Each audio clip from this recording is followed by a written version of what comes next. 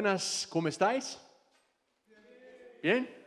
Genial. Los que nos hemos quedado en Granada, no como los demás tantos que estamos, fuera. Qué bueno verte. Bienvenidos otra vez a esta celebración de C29.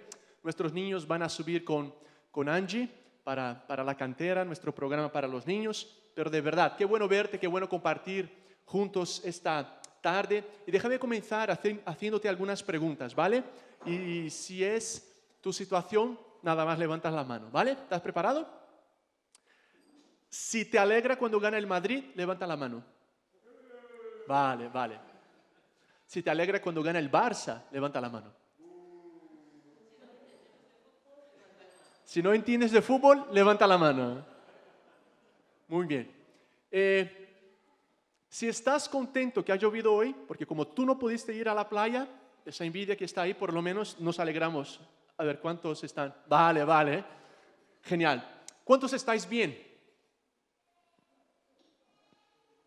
¿Cuántos estáis totalmente bien?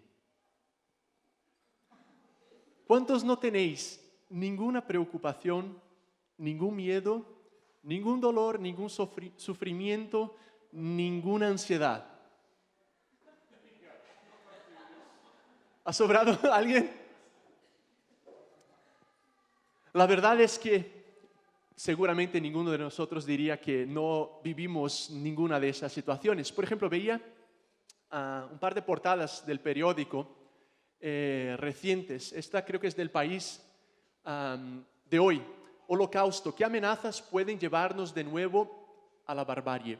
Ha salido un ensayo de Timothy Snyder, que es profesor de una importantísima universidad en Estados Unidos, Yale. Y es provocativo incluso su ensayo. Y nos hace reflexionar un poco sobre esto que sucedió hace ya algunas décadas, pero que se llevó la vida de millones y millones de personas. Otra noticia que salió, creo que es del Ideal, hace poco, fallece un bebé hallado en una patera a la deriva frente a la isla de Lesbos. Esto creo que hace 1 o 2 días. Otra noticia de esta triste realidad de la crisis migratoria que nos ha tocado tan de cerca. Tú y yo vivimos en un mundo de muchísimo sufrimiento, es la verdad. Hay muchísimo dolor, hay muchísimas preguntas y hay muchísimo sufrimiento. Por donde quiera que mires, encuentras sufrimiento. Y seguramente en nuestras vidas de manera personal, ojalá no sea este momento, pero te ha tocado o te está tocando o te tocará algo de dolor, algo de sufrimiento, a algunos más y a otros menos. Y no sé si estarás de acuerdo conmigo, pero una de las grandes preguntas que encuentro sobre la fe cristiana es la siguiente. ¿Cómo puedo creer en Dios si hay tanto sufrimiento? Quizás de manera muy rápida el argumento va más o menos así. Si dices que el Dios de la Biblia es todopoderoso y también es infinitamente bueno, ¿cómo es posible que gobierne y al mismo tiempo haya tanto sufrimiento en el mundo o en mi vida? Porque, a ver, si es todopoderoso, Él eliminaría ese sufrimiento y no lo hace. Si fuera totalmente bueno y pudiera eliminar ese sufrimiento, lo haría seguramente. Quizás es bueno y desea eliminarlo, pero no es todopoderoso, no puede eliminarlo. O quizás sea todopoderoso, podría hacerlo, pero no es bueno, por eso no lo hace. ¿Has escuchado a alguien hacer este tipo de pregunta? ¿Has leído sobre eso? O tú mismo quizás estás con nosotros o nos estás escuchando y tengas esa pregunta. Y creo que es una pregunta muy común y quizás yo mismo me la he hecho algunas veces en mi vida. Te voy a confesar que no solo por mi trabajo pastoral, pero por experiencias personales que he tenido, como el cáncer que tuve hace algunos años, me han llevado a investigar, a leer, a preguntarme algunas cosas. Y intentando descubrir a partir de la Biblia, no solo cómo responder a eso, pero cómo poder ayudar a otras personas en su viaje en medio al dolor y al sufrimiento. Y lo que quisiera hacer esta tarde es compartir contigo algunas ideas, algunas reflexiones que espero no son mías, pero son extraídas de la Biblia. Y lo que queremos hacer ahora en C29, en nuestras celebraciones, en las próximas semanas, es juntos vivir una serie de reflexiones a las que hemos llamado de grandes preguntas. Y cada domingo vamos a mirar juntos alguna gran pregunta que tú y yo nos hacemos, que personas que no creen, por ejemplo, en la existencia de Dios se hacen, que nuestros amigos se hacen. Y espero que sea de ayuda para ti y para mí. Y hoy comenzaremos con esta pregunta: ¿cómo creer en Dios si hay tanto sufrimiento? Y vamos a mirar juntos una historia que me parece increíble, de algo que le sucedió no solo a Jesús, pero a unos amigos muy cercanos que él tenía. Lo vamos a encontrar en una de las biografías de Jesús, que fue escrita por un amigo muy íntimo suyo, Juan. Así que si quieres y puedes, te animo a que abras la Biblia. Tenemos varias en las mesitas o en tu móvil, pero tendremos el texto en pantalla también y Sonia vendrá a ayudarnos en la lectura. Nos vamos a Juan capítulo 11 y vamos a leer del versículo 1 al 44. Juan capítulo 11, del 1 al 44. Son varios versículos, pero no queríamos perder el poder y lo interesante que es esta historia. Así que acompaña esta lectura. Un hombre llamado Lázaro había caído enfermo. Era natural de Betanía, el pueblo de María y de su hermana Marta. María, hermana de Lázaro, el enfermo, era la misma que derramó perfume sobre los pies del Señor y se los secó con sus cabellos. Las hermanas de Lázaro mandaron a Jesús este recado: Señor, tu amigo está enfermo. Jesús, al enterarse, dijo: Esta enfermedad no terminará en la muerte, sino que tiene como finalidad manifestar la gloria de Dios. Por medio de ella resplandecerá la gloria del Hijo de Dios. Jesús tenía una gran amistad con Marta, con su hermana María y con Lázaro. Sin embargo, a pesar de haberse enterado de que Lázaro estaba enfermo, continuó en aquel lugar otro par de días. Pasado este tiempo, dijo a sus discípulos: Vamos otra vez a Judea. Los discípulos exclamaron: Maestro, hace bien poco que los judíos intentaron apedrearte. ¿Cómo es posible que quieras volver allá? Jesús respondió: ¿No es cierto que es de día durante 12 horas? Si uno camina mientras es de día, no tropezará, porque la luz de este mundo ilumina su camino. En cambio, si uno anda de noche, tropezará, ya que le falta la luz. Y añadió: Nuestro amigo Lázaro se ha dormido, pero yo voy a despertarlo.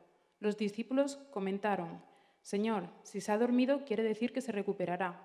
Creían ellos que Jesús se refería al sueño natural, pero él hablaba de la muerte de Lázaro. Entonces Jesús se expresó claramente: Lázaro ha muerto, y me alegro por vosotros de no haber estado allí, porque así tendréis un motivo más para creer. Vamos pues allá.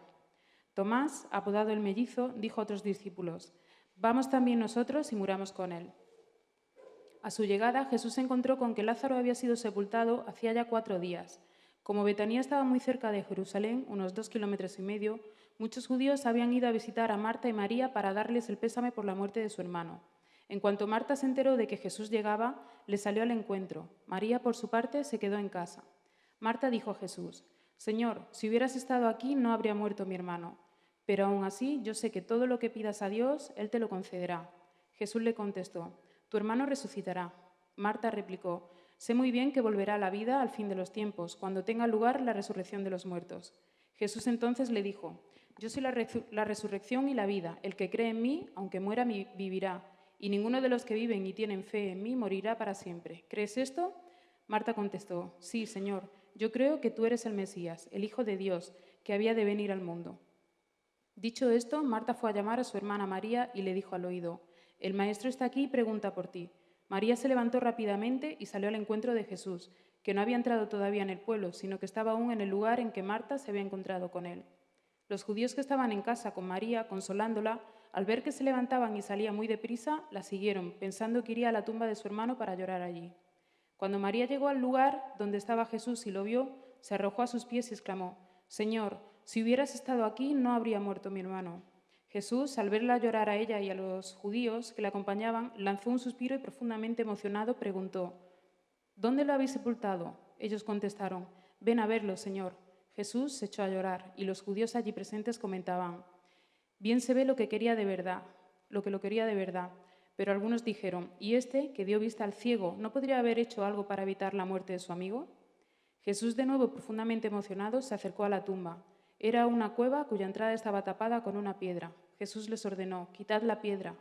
Marta, la hermana del difunto, le advirtió: Señor, tiene que oler ya, pues lleva sepultado 4 días. Jesús le contestó, ¿no te he dicho que si tienes fe verás la gloria de Dios? Quitaron pues la piedra y Jesús, mirando al cielo, exclamó, Padre, te doy las gracias porque me has escuchado. Yo sé que me escuchas siempre. Si me expreso así, es por los que están aquí, para que crean que tú me has enviado. Dicho esto, exclamó con voz potente, Lázaro, sal fuera. Y salió el muerto con las manos y los pies ligados con vendas y la cara envuelta en un sudario. Jesús les dijo, quitadle las vendas y dejadlo andar. Gracias, Sonia. No sé si lo has considerado, pero yo diría que si esta es una gran pregunta para los que intentan creer en Dios, ¿cómo puedo creer en Dios si hay tanto sufrimiento en el mundo? Esta también es una muy buena pregunta para los que no creen en Dios. ¿Qué quiero decir con eso? ¿Cómo podemos hablar de sufrimiento o de dolor si no creemos en la existencia de Dios?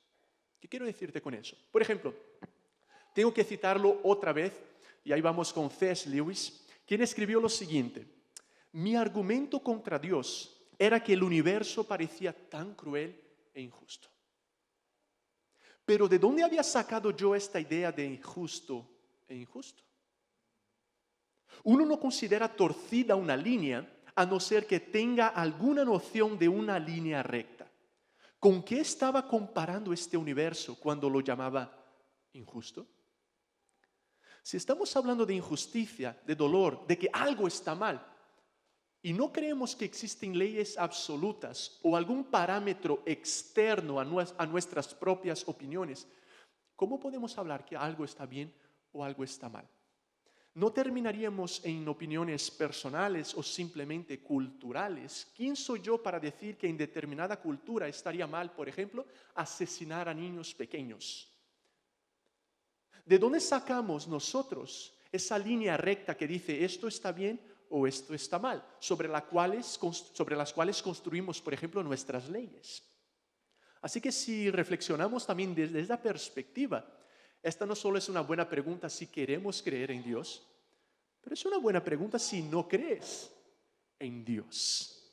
Porque entonces posiblemente el sufrimiento y el dolor sean relativos. Y las guerras y todos esos fenómenos históricos que hoy decimos no estuvieron bien, quizás sean relativos, si es que no encontramos una línea absoluta para juzgar esos eventos. No sé si lo habías considerado alguna vez. Pero el hecho es que, volviendo a nuestra historia, algo que me llama la atención, y seguramente a ti te habrá llamado la atención si es la primera vez que la escuchaste o si ya la conoces, es que Jesús mismo, al tener este encuentro tan cerca con el sufrimiento, con el dolor de alguien muy cercano a él, era amigo de Lázaro, de María y de Marta, tuvo una reacción muy interesante, muy humana, ya que era 100% Dios, pero 100% humana. Y es que Jesús, nos cuenta Juan aquí, lloró. Sabemos a través de Lucas, que es otro de los biógrafos, que también Jesús en otra ocasión lloró cuando vio su ciudad, Jerusalén, bueno, la ciudad que para él y para los judíos era tan importante. Es otra ocasión en la que Jesús llora también, con compasión. Pero tenemos aquí una otra narrativa de que Jesús mismo está llorando. Yo quisiera animarte a venir conmigo y acercarnos un poco a ese momento en el que Jesús está llorando delante de ese sufrimiento y a explorar algunas ideas que creo son fundamentales, no solo en esta historia, pero a lo largo de la narrativa bíblica, y que nos ayudan profundamente a entender mejor la perspectiva bíblica sobre el sufrimiento, que es algo sobre lo cual seguramente tenemos que hablar. Y en primer lugar, yo destacaría lo siguiente: Dios no quería nuestro sufrimiento. Si tú lloras con el sufrimiento, si yo lloro con el sufrimiento, Dios también llora con el sufrimiento.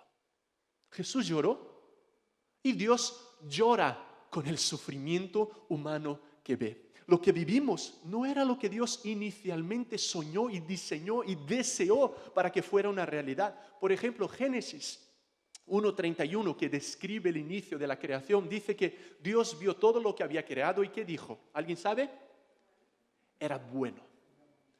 No había dolor, no había sufrimiento, no había rebeldía, no habían celos y traiciones, y Dios dijo, esto es bueno. Y había una plena armonía, no solo entre los seres humanos, la creación y Dios, pero entre la creación y los seres humanos y entre los seres humanos también.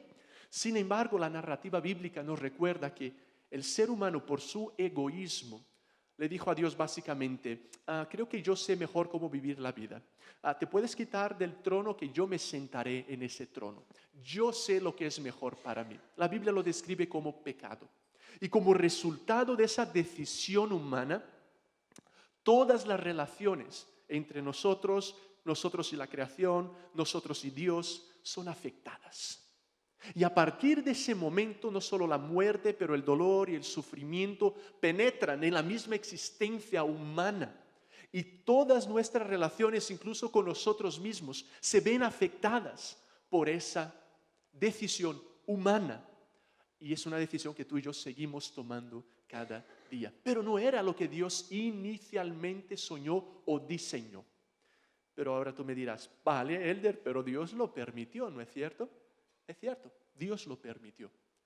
Porque es posible que haya verdadero amor dentro de un sistema en el que tú estás obligado a hacer algo. ¿Qué te parecería, Sonia, si Alex te dijera, te quiero mucho, Sonia, que tampoco me queda otra? Soy tu marido y estoy obligado a hacerlo, y te diera su amor por obligación. No es lo que quieres. Tú quieres lo que realmente sucede, que cada día Alex aparezca con 12 rosas, o son 15, me dijiste, Alex, 15, porque le ama y desea hacerlo. ¿Has pensado que Dios, cuando nos crea, no nos hace robots? Podría habernos diseñado y programado y obligado a que actuáramos de determinadas formas, pero el verdadero amor solo puede existir en un sistema en el que tú tengas la libertad de hacerlo o no hacerlo. Y al darnos esa posibilidad, escogimos no hacerlo y vivimos sus consecuencias. Y es donde entra el sufrimiento y el dolor, pero no era lo que Dios inicialmente diseñó. Pero también es interesante considerar que cuando tú y yo nos ponemos a mirar el sufrimiento que vivimos, no es cierto que la mayor parte de ese sufrimiento realmente ocurre por causa de nosotros mismos, los seres humanos. Los abusos, o las mentiras, o la corrupción, o la mala distribución de la comida en el mundo, o la falta de acceso a agua potable, o la esclavitud humana. ¿Quién está haciendo esas cosas? ¿No son seres humanos a otros seres humanos? ¿Has considerado la cantidad, que es la gran mayoría de sufrimiento que vemos y experimentamos, ocurren porque seres humanos le hacen o dejan de hacer algo a otros seres humanos? Nosotros mismos producimos la gran mayoría de nuestro sufrimiento, lo que nos recuerda que algo anda mal en el mismo corazón del ser humano. Ana y yo veíamos una peli hace algunos días, no sé si la habrás visto, vamos a poner aquí un clip, se llama El Maestro del Agua, de Russell Crowe. Muy interesante esta película. Vamos a ver el clip rápidamente. Mi deber era proteger a mis hijos y les fallé. Hemos encontrado a sus hijos, Edward y Henry. Aún no han encontrado a Arthur. Le hicieron prisionero. Él no murió aquí. Ve por lo que quiere a sus hijos, no por lo que el mundo les ha hecho a ellos. Lo encontraré. La peli describe una guerra durante la Primera Guerra Mundial, una batalla o guerra que existió entre Australia y Turquía. Es muy interesante la peli, pero hay un momento porque Russell Crowe en su personaje pierde a sus hijos en esa batalla, y lo que él le dice luego al general de Turquía cuando se encuentran es lo siguiente: vosotros o tú, más o menos eso dice, habéis asesinado a mis hijos. El general de Turquía le dice: habéis sido vosotros los que vinisteis, nosotros solo nos defendimos. Y sigue ahí una conversación de esa guerra tan fuerte que hubo entre australianos y gente de Turquía, y el imperio que dominaba en ese entonces. Ahora, lo interesante, sin entrar en quién tenía la razón o no, es percibir que en este ejemplo, como en tantos, el hombre él y su mujer viven un dolor profundo de haber perdido sus hijos, pero ¿quién decidió luchar en la guerra? ¿Quién decidió que hubiera una guerra? ¿Quién decidió enviar? No es importante, yo creo, que cuando consideremos todo este tema de esta conversación, recordemos también que la gran mayoría de nuestro sufrimiento ocurre porque nosotros hacemos las cosas como las hacemos en nuestro mundo. Dios, bueno, ya llegaremos, pero en primer lugar, reconozcamos nuestra misma responsabilidad. Pero en segundo lugar, me parece importante recordar que aunque no era la intención de Dios, y vemos al mismo Dios en la persona de su Hijo Jesús llorando como tú y yo lloramos, Dios, en segundo lugar, yo destacaría, es muy sincero sobre nuestros sufrimientos. ¿Qué quiero decir con eso? Tengo la impresión, sobre todo en personas que son cristianas, que muchas veces, quizás dependiendo de nuestra tradición o quizás de nuestra mala lectura de la Biblia, no percibimos que la Biblia es muy clara, muy abierta, muy sincera sobre la realidad del sufrimiento humano. No hay argumento filosófico o preguntas que nos hagamos nosotros hoy que ya no hayan sido expresadas en la Biblia a lo largo de la historia. Y Dios las dejó ahí. Por ejemplo, Habacuc, que fue un profeta, un hombre que Dios usó para hablarle a la gente, dijo lo siguiente: ¿hasta cuándo, Señor, he de pedir ayuda sin que tú me escuches?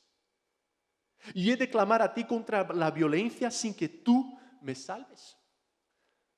Experimenta abrir una próxima reunión con otros cristianos así. Vamos a hacer una oración, quiero leeros un versículo. Y tú comienzas diciendo esto: ¿hasta cuándo, Señor, he de pedir ayuda sin que tú me escuches? A ver la reacción de la gente. Porque lo que no a veces estamos preparados es para entender que la Biblia está llena de ejemplos de hombres y mujeres que sufrieron muchísimo, que clamaron a Dios, que hablaron con Dios. Aquí mismo Juan nos dice, mira, Jesús lloró. Hubo sufrimiento, hubo muerte y Jesús lloró. Jesús dijo, en este mundo tendréis aflicciones, sufrimiento, pero tened buen ánimo. Pablo, quizás el misionero más influyente de la historia de la iglesia, autor de varios libros del Nuevo Testamento, vivió muchísimo sufrimiento. Incluso le pedía a Dios que le quitara algo que no sabemos exactamente lo que era, pero algún dolor, algún sufrimiento que tenía, y Dios no se lo quitó. Juan el Bautista, primo de Jesús, un hombre quien dijo Jesús, no hubo otro como él. ¿Qué le pasó? Joven todavía. Le cortaron la cabeza. Pero no era primo de Jesús. ¿Qué le pasó a los discípulos, a los primeros discípulos, a los apóstoles de Jesús? Que sepamos, todos fueron martirizados. La Biblia está, por tanto, llena de ejemplos de hombres y mujeres que, aunque amaron a Dios, sufrieron muchísimo. Y yo te confieso que personalmente, muchas veces, o mejor dicho, en el pasado no tenía eso muy claro. Incluso creo que yo y quizás algunos de nosotros sufrimos más porque tenemos falsas expectativas de cómo Dios trabaja en el mundo. Yo recuerdo cuando falleció el papá de Ana, Levir, por leucemia. Naturalmente vivimos diferentes crisis, pero una de ellas fue preguntarnos por qué Dios no hizo algo.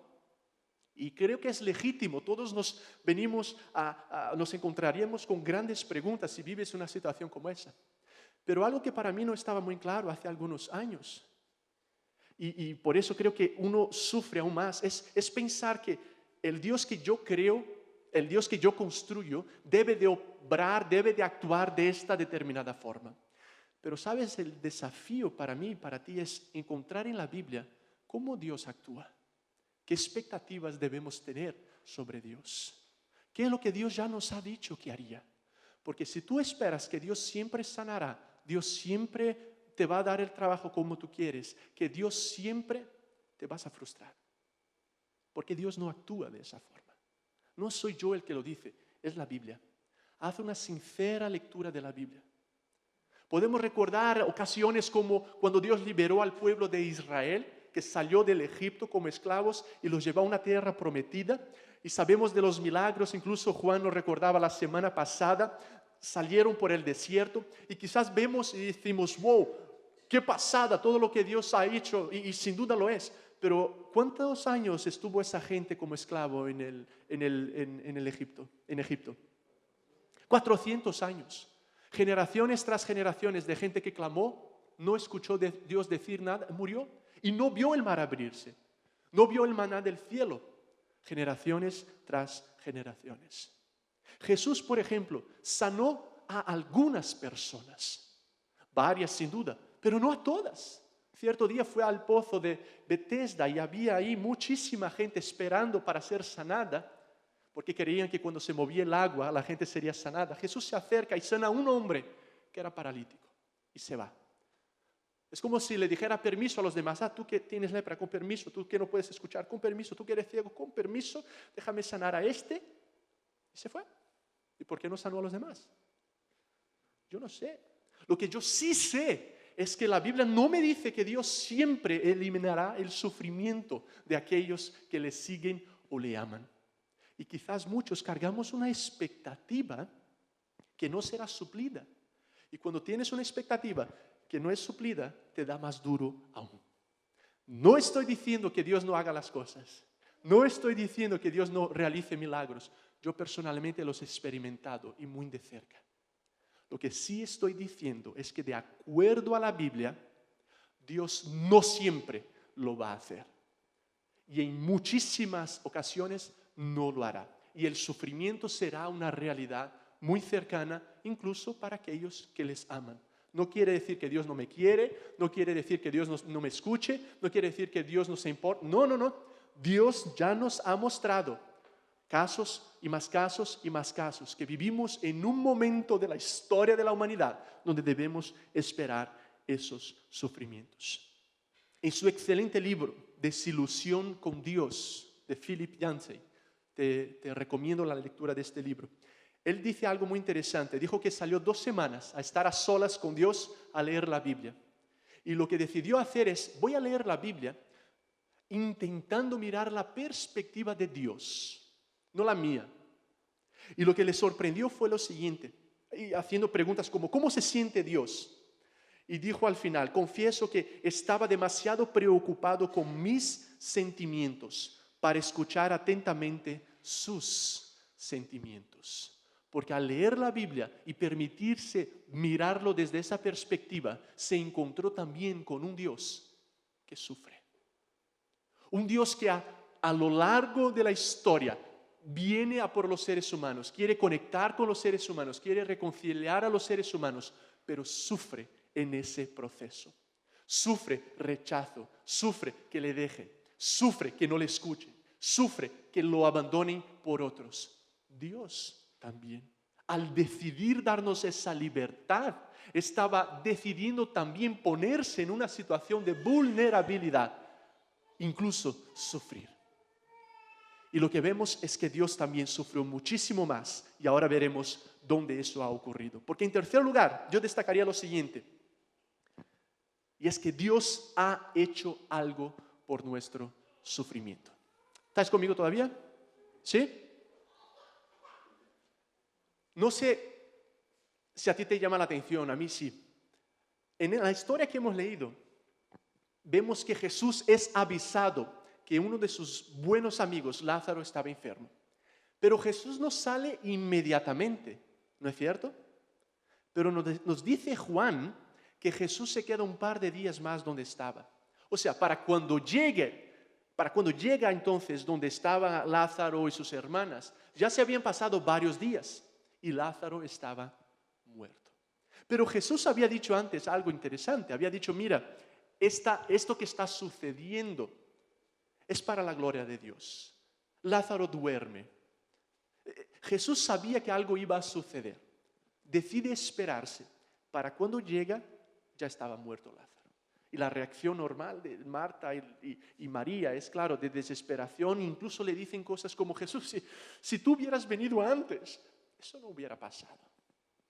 No, en el fondo no entendemos tu tardancia, no entendemos tu falta de prisa, no entendemos por qué no te moviste más rápido si es que quieres a tu amigo Lázaro. Y lo interesante es que Jesús ya sabía que resucitaría a Lázaro. Lo había indicado en lo que les estaba diciendo a sus discípulos. ¿No es cierto? ¿No fue lo que leímos? Ahora, si Jesús sabía que resucitaría a Lázaro, porque es que cuando ve que Lázaro está muerto, la gente está llorando, hay sufrimiento, hay dolor en la familia, en la comunidad, Jesús tiene esta impresionante actitud. Jesús llora. No sabía lo que pasaría. O sea, si yo llego sabiendo lo que va a pasar, veo a la gente llorando, tranquilos muchachos, chicas, tranquilos, estoy aquí, ya veréis lo que va a pasar. Mi cafelito, por favor, abrid aquí espacio, quitad la piedra y mirad lo que va a pasar. Lázaro, y pum, y haces lo que tienes que hacer, ¿no? Pero Jesús lloró. Es impresionante pensar que el Dios hombre lloró delante del sufrimiento, del dolor del ser humano. Creo que eso nos hace pensar, aunque Juan no nos dice la razón exacta, pero sí nos recuerda una cosa. Estamos hablando de un Dios que entiende el sufrimiento humano, que se compadece del sufrimiento humano, que es capaz de llorar con el ser humano y que incluso ha hecho algo para terminar con ese sufrimiento humano. Es que de acuerdo a la Biblia sabemos que Dios tanto nos amó, tanto quebrantó el corazón de Dios, esa separación que nosotros mismos producimos, que Él envió a su único Hijo, a Jesús, para morir en la cruz en nuestro lugar y resucitar. Y gracias a ese sufrimiento de Jesús, quien dejó toda su gloria, abandonó su lugar de honor, vino y se hizo uno como nosotros. Vivió en este mundo, sufrió, fue traicionado, fue abandonado, supo, de acuerdo a la Biblia, todo lo que tú y yo sabemos de lo que significa el dolor y el sufrimiento. Fue torturado. Estuvo colgado 6 horas en la cruz antes de morir. Pasó por lo que algunos describen como el peor tipo de tortura que el ser humano ha creado.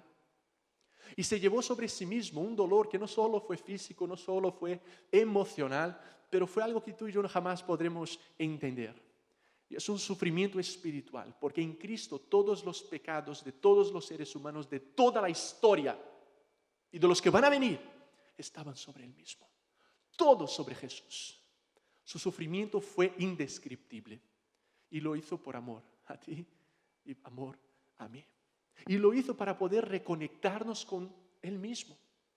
Y lo que encontramos, por tanto, en la cruz es un Dios que no está en un trono observando el sufrimiento. Es un Dios que escogió a lo largo de los siglos sufrir por venir a por nosotros y de manera incomparable sufrir en la persona de su Hijo cuando fue crucificado. Al punto de que Jesús en la cruz grita lo siguiente: Dios mío, ¿por qué me has abandonado? Y hay algo misterioso, pero hay una separación cósmica, única, cuando Dios Padre y Dios Hijo experimentan una separación, porque en Cristo todos los pecados, todo el dolor, todo el sufrimiento estaba siendo llevado. ¿Y por qué lo hizo? Porque quería reconectarnos con el Padre y porque quería darnos una nueva creación y una nueva vida y la esperanza que tú y yo podemos tener en Él. Dios sufrió. Cuando pensemos en la cruz, encontramos el clímax de ese dolor divino. No estamos hablando de un Dios, por tanto, que está ajeno, observando, pero es un Dios que ha escogido sufrir. El doctor David Simmons lo describe bien en el capítulo de uno de sus libros, cuando dice que Jesús es el médico herido. Solo Jesús lo es. Sin duda, no entendemos todo el tema del sufrimiento, no entendemos todo el porqué.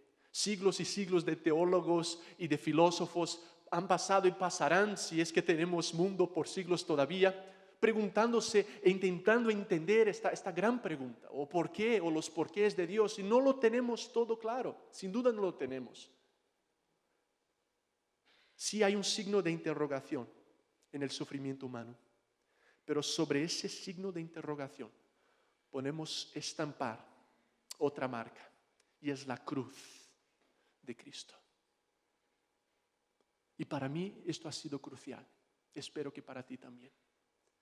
Y es que en el signo de interrogación de este sufrimiento humano veas la cruz, veas al Dios que escogió sufrir, al Dios que sabe lo que es doler, al médico herido, que lo ha hecho por ti y por mí, y lo ha hecho para que un día ya no suframos y ya no haya dolor. Pero estamos hablando de ese tipo de Dios. ¿Lo conoces? ¿Has tenido una relación personal con ese Dios? ¿Es ese Dios en el que piensas cuando quizás te preguntas, ¿cómo puede Dios permitir tanto sufrimiento? Pero sabes, Dios también nos promete muchas cosas en medio a nuestro sufrimiento. Y la Biblia está también llena de esas promesas que son verdades de Dios para tu vida y para la mía. La verdad es que Dios no nos dice que nunca sufriremos, claro que no. Y cuidado con aquellos que enseñan que cuando sigas a Jesús no tendrás sufrimiento. Cuidado con aquellos que enseñan que prosperidad es igual a evangelio, o sea, prosperidad monetaria o de salud. Y cuidado con eso, hay mucha gente enseñando esas cosas, pero no son bíblicas. Mira la Biblia y encontrarás que el mismo Dios sufrió. Sus discípulos sufrieron. Jesús dijo que tendríamos aflicción. Tenemos que esperar el sufrimiento. Nos va a tocar porque tú y yo vivimos no en el cielo. Aún no. Vivimos entre la cruz y la segunda venida de Jesús, cuando las cosas sí cambiarán. Pero por ahora nos toca ese sufrimiento. Pero nos toca con un Dios que ha sufrido, que sufre, que llora y que ha hecho algo por eso. Y ya lo vamos a ver. Y ese mismo Dios nos promete varias cosas que son importantísimas en el sufrimiento de aquel que puede vivirlo en una relación personal con Dios. Por ejemplo, Él nos dijo, yo estaré con vosotros siempre, cada día. La presencia de Dios es una garantía en medio al sufrimiento humano y eso cambia todas las cosas. Hay un salmo muy conocido, de número 23, que David, quien fue un rey de la antigüedad, un poeta, dijo lo siguiente: el Señor es mi pastor y nada me faltará. Y aunque ande en valle de sombra de muerte, después dice, no temeré mal alguno, porque me quitarás del valle, porque tú estás conmigo. No porque me quites, no es la circunstancia lo que va a cambiar, es tu presencia en medio a ese cáncer, es tu presencia en medio a ese paro, es tu presencia en medio a esa traición, es tu presencia en medio a esa opresión, es tu presencia en medio a esa esclavitud, es tu presencia en medio a esa separación, es tu presencia en medio a esa adicción, lo que cambia todo. Tu presencia. Y Dios nos ha prometido estar presente siempre. David lo dice en el Salmo 23. Jesús cita, como os dije hace algunos minutos, el Salmo 22 en la cruz, no el 23, para que tú y yo pudiéramos hoy decir y vivir ese Salmo 23. Sí, Dios está con nosotros siempre y eso marca toda la diferencia. Philip Yancey también dijo, no son palabras, o mejor dicho, ninguna palabra con P minúscula puede hablar más fuerte que la palabra con P mayúscula, haciendo referencia a Jesús, quien es descrito como la palabra también en la Biblia. Martin Lloyd-Jones, conocido predicador británico del siglo pasado, dijo lo siguiente: la fe es la negación al pánico. La fe es la negación al pánico, porque yo sé que Dios está conmigo. Dios también nos promete consolar. Es interesante que cuando Jesús dijo, mira, yo volveré al cielo, pero os enviaré ¿a quién? Al Consolador. ¿A quién más? Al Espíritu Santo. Y la palabra que utiliza Jesús en el griego, y te lo digo porque creo que es importante, es parácletos. Y es una palabra que podemos traducir como el que trae consuelo, el que anima, el que motiva, el que te dice, sigue adelante. Y de tantos papeles que necesitaríamos de parte del Espíritu Santo, ¿no te parece interesante que el que utiliza Jesús es que el Espíritu Santo es el Paráclitos, que estará presente en cada momento de dolor y de sufrimiento? ¿Lo has experimentado? ¿Lo has vivido en tu vida? Yo me acuerdo los días que estaba haciendo quimioterapia de ese cáncer que tuve hace ya varios años. Una de las experiencias que nunca olvidaré fue estar en la habitación, porque vivíamos en Escocia, Ana y yo estaba terminando mi máster en teología y vivíamos con mis cuñados esos meses. Y estaba en la habitación, nuestra habitación, y me acuerdo tomando la guitarra y cantándole a Dios, teniendo mi tiempo a solas con Él. Y te confieso que pocas veces en mi vida he experimentado la presencia de Dios tan clara, tan fuerte, como esos días en ese tratamiento que tuve que tener. No te digo que siempre pasará, pero te puedo decir por experiencia lo que la Biblia nos enseña, y seguramente muchos de vosotros lo podréis decir también. Es que no importa lo que estemos viviendo, Dios está con nosotros. Lo ha prometido y lo hace. Pero lo que también Él ha prometido, y esto es fundamental, y esta perspectiva cristiana es totalmente contracorriente y contracultural, es que un día ese sufrimiento y el dolor terminará. La Biblia nos dice en el último libro que Jesús expresó que un día Él limpiará de nuestro rostro toda lágrima, y ya no habrá dolor, y ya no habrá sufrimiento. Porque lo que Dios inicialmente soñó y quería diseñar para el ser humano, lo establecerá. Jesús volverá, establecerá su reino. Dios va a recrear su creación. Y lo que Dios originalmente quería, ocurrirá. Y aquellos que le aman estarán con Él por toda la eternidad. Y esa es una verdad muy profunda en la Biblia. Y esa esperanza no es una ilusión, es una esperanza muy fuerte, muy clara, muy profunda, que cambia todo. Si puedes mirar tu vida y la mía como esto comparado a una eternidad que nos espera, sabiendo que Dios va a cambiar las cosas. Dios va a restablecer lo que Él soñó y originalmente diseñó, gracias al sacrificio de Él mismo en la persona de su Hijo. ¿Tienes esa esperanza? ¿Consigues mirar tu dolor y tu sufrimiento desde esa perspectiva? Claro, Dios está con nosotros, pero claro, hay una eternidad que nos espera con Él, donde esa realidad será muy distinta, porque Dios se interesa, Dios se importa, Dios ha hecho algo y Dios hará algo completamente sobre el sufrimiento del ser humano. Jesús fue quien enseñó repetidas veces que Él volvería. Y me gusta, por tanto, lo que también Philip Yancey dijo: la fe es confiar de antemano en lo que solo tendrá sentido al revés. La fe es confiar de antemano en lo que solo tendrá sentido al revés. Cuando mires hacia atrás, porque quizás lo que vivas ahora no lo entiendes, pero podemos confiar que ese Dios que lloró delante de la muerte de un buen amigo fue el mismo Dios quien dijo: yo lo voy a resucitar. Encuentras la soberanía y el amor de Dios en las mismas páginas, en la misma historia, y no es distinto en nuestra vida. Dios sigue siendo soberano. Tu vida y la mía siguen en sus manos. Dios sigue gobernando la historia de la humanidad. Dios sigue gobernando este mundo. Dios sigue reinando. Permite ese sufrimiento. Pero Dios ha hecho algo. Volverá, establecerá su reino, y ya esa no será la realidad. Y nos da hoy la oportunidad de reconocer lo que Él ha hecho, de creer en su sacrificio, de ser personalmente transformados por ese Dios que ha sufrido, y luego ser sus instrumentos para ayudar a personas que lo necesitan. Si lo hacemos, nos dice Él, nos transforma y nos hace sus hijos y sus hijas. Nos invita a cooperar con lo que Dios está haciendo en su mundo, a ser agentes de transformación, ser sus manos y sus pies para eliminar como podamos ese sufrimiento, sabiendo que solo será exterminado completamente cuando Jesús vuelva. Y nos da esa esperanza de vida eterna para aquellos que son afectados y transformados y reciben de Él esa nueva vida que solo en Jesús existe. Y también nos dice que tú tienes la opción de decirle no. Y si le dices en esta vida no te quiero, te va a dar una eternidad. Te va a dar una eternidad con lo que tú deseabas, y es ausencia de Dios. Y la Biblia lo describe como infierno.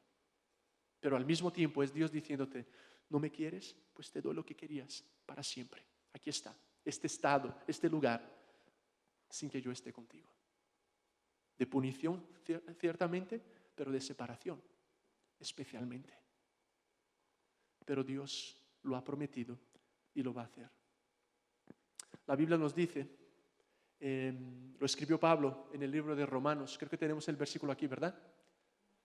Porque sabemos que el sufrimiento produce y la perseverancia, los que estáis despiertos, entereza y la entereza de carácter, y esta esperanza no nos, porque Dios ha derramado su amor en nuestro corazón por el Espíritu Santo que nos ha dado. En Romanos 5, Pablo lo escribe. Es que finalmente Dios también usa nuestro sufrimiento. Aunque no nos guste vivirlo, Dios lo usa. El rabino Abraham Heschel, hablando de Job, conocido ejemplo de un hombre que sufrió mucho, ha sido registrado en la Biblia, dijo lo siguiente: la fe como la de Job no puede ser conmovida porque es el resultado de haber sido conmovido. La fe como la de Job no puede ser conmovida porque es el resultado de haber sido conmovido. Dios está tan interesado en transformar tu vida y la mía y hacernos más parecidos con Jesús, que Él incluso permitirá que vivamos todas esas situaciones y dolores. Y lo que Él desea hacer es utilizar todo eso para hacernos más parecidos con Jesús. La Biblia nos enseña en muchas ocasiones que Dios utiliza nuestro dolor, Dios utiliza nuestro sufrimiento, que de verdad no hay hombres o mujeres que cultivaron una relación profunda o personal con Dios sin haber vivido ese sufrimiento. Y seguramente muchos de nosotros, al mirar atrás, ves lo que has pasado, fue duro, fue difícil, pero hoy percibes cómo Dios pudo utilizar todo eso para acercarte a Él, para transformar tu carácter, para usarte para ayudar a otras personas, para hacerte la persona que eres hoy. Y si Dios nos diera solo ausencia de sufrimiento, solo placer, solo abundancia, seguramente no seríamos para nada las personas que Dios quiere que seamos. Dios está trabajando. Pablo escribió también en Romanos 8, Dios actúa en todas las cosas para el bien de aquellos que le aman. No quiere decir que Dios es quien produce todo eso, pero Dios puede tomar todo eso y utilizarlo para nuestro bien. Dios es capaz de hacerlo con el sufrimiento. ¿Qué pasaría si tú y yo pudiéramos vivir esa perspectiva? Imagínate lo que significaría si pudiéramos entender que Dios está haciendo algo así, que Dios está con nosotros, que Dios nos está transformando, que Dios lo ha hecho en la persona de su Hijo, que la cruz de Cristo es el centro de la historia y es la gran demostración de que Dios realmente se importa, de que Dios quiere usarte a ti y a mí para ayudar a otros en su sufrimiento, de que Jesús volverá, establecerá su reino completamente. Dios va a recrear su mundo. Y te invita a ti y me invita a mí a ser parte de todo lo que Él está haciendo. Para terminar, me gusta esta ilustración. Creo que la he usado alguna vez, pero me pareció bastante importante y la quiero mostrar otra vez. Tengo aquí una fotito de una tarta que había preparado para vosotros, pero me robaron aquí afuera y pues no la tengo ya. Pero como veis es una tarta de chocolate y de fresa y de otras cosas más. Ahora, los que como yo saben hacer este tipo de cosas, ayudadme. ¿Qué necesitamos para preparar una tarta así? Harina, huevos, chocolate, azúcar, fresas, ¿qué más? Nata. Vale, ¿a quién le gusta la fresa? ¿El chocolate? Genial. ¿Alguien ha comido fresas solas, así, o chocolate? Bien. Imagínate que eso pase en la vida, ¿vale? Que las fresas sean estos momentos especiales, ¿no? Esa cena romántica que Timo y April tienen, sea ese viaje que Juan y Noelia hacen, sea esa noche de tapas con amigos, sea ese diploma que has conseguido, ese nuevo trabajo, sean las fresas que te comes, o el chocolate, o el azúcar, a todos nos encanta, ¿verdad? Ahora imagínate que también a veces en la vida vivimos experiencias que nos saben como a 3 cucharas de harina. Creo que aquí nadie se pone a comer 3 cucharas de harina o abre, o qué sé yo. O pues nada, me voy a comer 5 huevos y te echas 5 huevos hacia algo. Hay algunos raros que sí, por el músculo y no sé qué y tal, ¿no? Pero los que somos más normales no solemos hacerlo. Pero esa separación, esa adicción, esa enfermedad, ese silencio, te sabe como a 5 huevos, te sabe como a 3 cucharas de harina. Tú sabes de lo que te estoy hablando. Lo interesante en la perspectiva bíblica es que ese Dios que es soberano y llora, nos promete hacer lo siguiente con nuestras vidas, si permitimos que realmente Él tome el control y sea el Señor de nuestras vidas. Y es tomar las cucharadas de harina, los varios huevos, pero también las fresas y el chocolate, mezclarlo todo y de una manera como solo Él sabe hacer, lo mete en el horno, en el fuego que muchas veces vivimos, para que un día con tu vida y con la mía, Él prepare eso. Yo no sé hacer eso, tú tampoco. Ni tampoco entiendo cómo Dios lo puede hacer. Pero por la Biblia y nuestra experiencia personal podemos vivir esa fe. Dios es capaz de tomar las fresas y el chocolate, pero la harina, el huevo y todo lo malo, lo va a mezclar. Y es cuando entendemos el versículo de la Biblia que dice: Dios actúa en todas las cosas para el bien de aquellos que le aman. No quiero decirte que tienes cara de tarta, pero sí puedo afirmarte, a partir de la Biblia, que Dios está actuando incluso a través de todo nuestro dolor, con nosotros, a través de nosotros. La gran pregunta es cómo tú y yo vamos a reaccionar a todo lo que estamos viviendo. La gran pregunta es si vamos a responder con confianza, con fe y con amor, aun cuando no entendemos, aun cuando vivimos lo que no queríamos vivir. Esa es la gran pregunta. Porque Dios, a lo largo de esa sinceridad bíblica, te muestra una cantidad de ejemplos de gente que se preguntaba, que sufría y Él mismo lo hizo. Pero lo que no encuentras es Dios dándoles respuestas y argumentos. Lo que Dios suele hacer es encontrarse con esa gente. No les da argumentos ni respuestas, porque no pueden ni siquiera entender, Él es Dios. Pero sí les da de su misma persona, de su presencia. Les encuentra y les quiere ayudar a aprender que en la vida no hay nada más especial y necesario que esa relación con Dios, conociendo a Dios, a pesar de lo que pase, conocerle y amarle. ¿Cuál será nuestra reacción? Quiero animarte a que pudieras tomar un tiempito en silencio y hablar con Dios. Sé que he tomado un poco más de tiempo de lo que suelo hacerlo, pero no quería dejar de compartir contigo algunas de estas ideas importantes a partir de la Biblia. Y te animo a que respondas en tu corazón.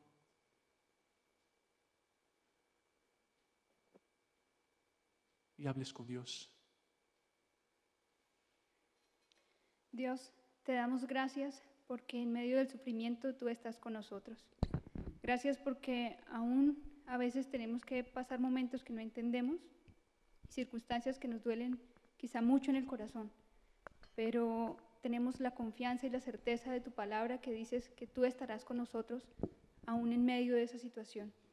Ayúdanos a confiar y a esperar que tú eres nuestro consolador, que aunque haya silencio, podamos creer que tú estás allí, que podamos aún ver desde tu perspectiva, no solamente como nosotros creemos que son las cosas, sino como tú quieres enseñárnoslas, para que podamos ser la persona que tú quieres que seamos, para que podamos ser transformados a tu imagen, para que podamos conocerte aún un poco más, que el sufrimiento y el dolor nos sirvan aún para conocerte y que podamos entender tu palabra que tú nos has prometido, que a los que te amamos todas las cosas nos ayudan a bien, que podamos tener la visión general y no solamente la pequeña visión limitada desde nuestra perspectiva, Señor, que podamos